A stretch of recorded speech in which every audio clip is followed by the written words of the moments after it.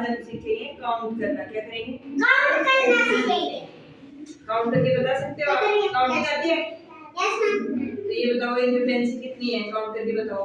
4 5 count 1 करो 2 3 1 2 3 4 5 कितनी है? 5 3 पेंसिल कितनी है? काउंट करो। 3 कितनी है? 3 इसमें इरेजर कितनी है? 1 2 3 4 1 2 4 4 कितनी है? चौक कितनी है? चौक 2 शॉर्पनर